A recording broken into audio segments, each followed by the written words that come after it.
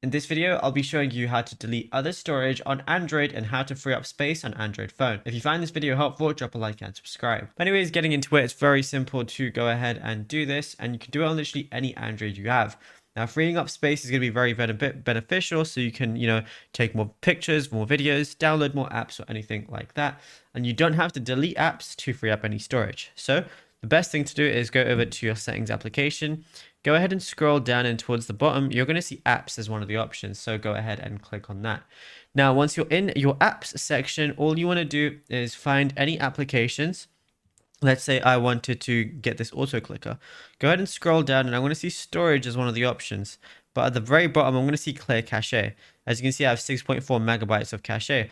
But on applications that you use more frequently, you're probably going to have a lot more cache built up. So if I go to storage, this one has 0 cache because I haven't used it since I cleared it.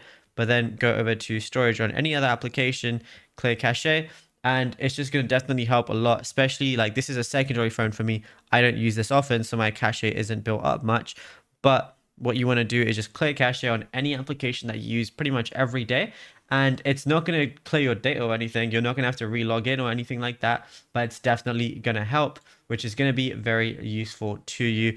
And yeah, that's pretty much it. You can also obviously delete stuff from your album, your photo album, things like that, and that's going to help too. But clearing cache is going to definitely be the best thing for you when it comes to clearing your storage and freeing up space without deleting any applications.